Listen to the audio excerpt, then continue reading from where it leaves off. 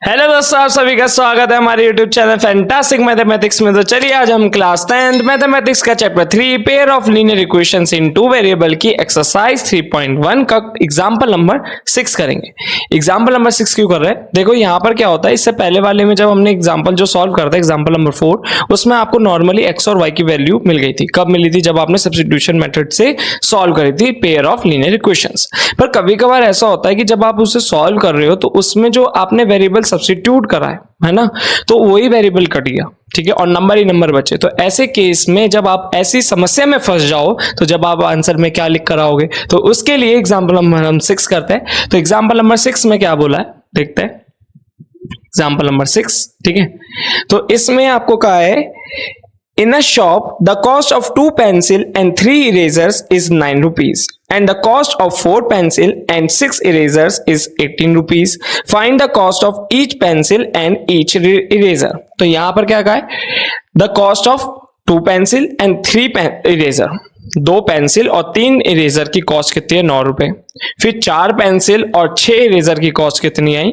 18 रुपए।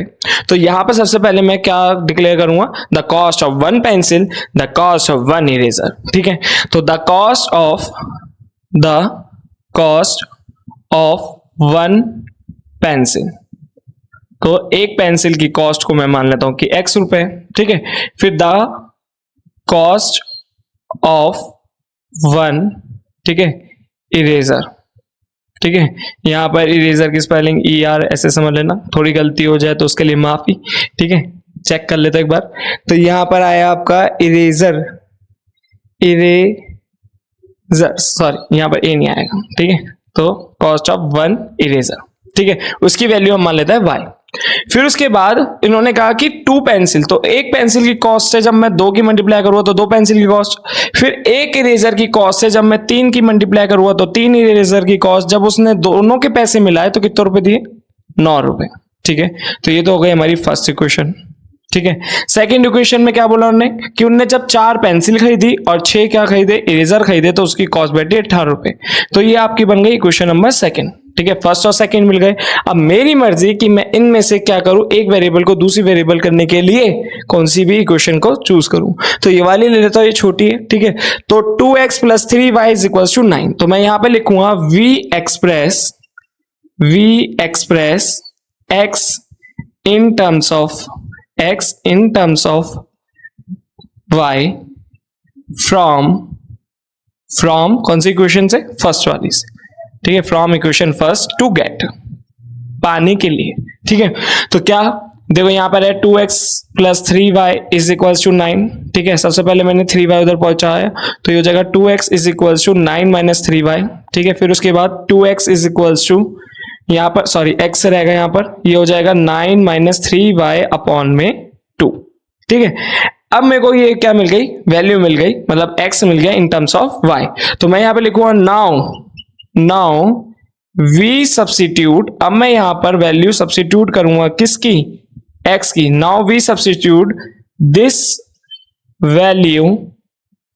Value of x in equation second. कौन सी वाली इक्वेशन में? सेकंड वाली इक्वेशन में।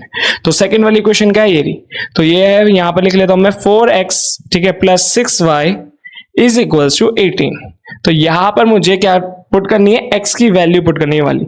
तो ये क्या है देखते हैं, यहां पर क्या है? 4 मल्टीप्लाई में x की जगह क्या रखोगे आप? 9 - 3y अपॉन में 2, ठीक है। यहां पर हो जाएगा माइनस का 6y = 18, ठीक है। उसके बाद क्या होगा? 2 से ये कटा तो 2 2 जा, तो ये 2 की मल्टीप्लाई इससे करो तो 2 9 जा 18 - 6y, फिर यहाँ पे प्लस का, ठीक है, यहाँ पर माइनस का, सॉरी ये प्लस का था, तो प्लस का 6y = 18, ठीक है। अब देखो 6y से 6y गया तो 18 = 18।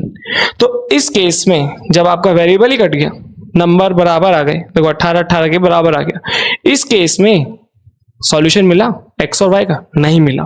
तो जब x और y के स्पेसिफिक सॉल्यूशन ना मिले तो यहां पर जब ये वैल्यू बराबर आ जाए तो यहां पर ये जो पेयर है इसके इनफाइनाइटली मैनी सॉल्यूशन होंगे, क्योंकि ये दोनों इक्वेशन क्या है? आपस में सेम है। कैसे सेम है? पहली वाली इक्वेशन लिखी थी 2x + 3y = 9। सेकेंड वाली इक्वेशन में से 2 कॉमन निकाल लो जरा, क्या बचेगा? देखो 2 कॉमन निकाला यहां से और यहां से 2 कॉमन निकाला तो क्या हुआ? 2x plus 3y is equals to 18, ये 2 इसके डिवाइड में गया तो 2x plus 3y is equals to 9। तो देखो ये इक्वेशन आपस में सेम नहीं है, तो ये सेम है, तो इसका मतलब इसके क्या है, इनफाइनाइटली मैनी सॉल्यूशन है। तो सब्स्टिट्यूशन में पता कैसे लगाएं कि इसके इनफाइनाइटली मैनी सॉल्यूशन है, इसके क्या है, नो सॉल्यूशन है या कॉमन सॉल्यूशन है। तो कॉमन सॉल्यूशन वाला तो एग्जांपल नंबर 4 हमने कर लिया, ये इनफाइनाइटली मैनी सॉल्यूशन वाला है। अब जो नेक्स्ट वाली वीडियो आएगी हम उसमें क्या करेंगे, नो सॉल्यूशन वाला, जिसमें कोई भी सॉल्यूशन ना है, मतलब ये वैल्यू आपस में बराबर ना हो, कोई -4 और 0 वो वाला एग्जांपल इसमें दे रखा है। तो यहां पर हमारी ये वीडियो हो जाती है सॉल्व। तो होप आपको हमारी वीडियो समझ आई होगी। अगर आपको हमारी वीडियो समझ आए तो प्लीज हमारी वीडियो को लाइक करें, हमारे चैनल को सब्सक्राइब करें, अपने दोस्तों को जरूर शेयर करें, और अगर आपको कोई डाउट हो तो प्लीज कमेंट करके बताएं। Thanks for watching. और हाँ, यहाँ पर क्या लिख लेना, इनफाइनाइटली मैनी सॉल्यूशंस।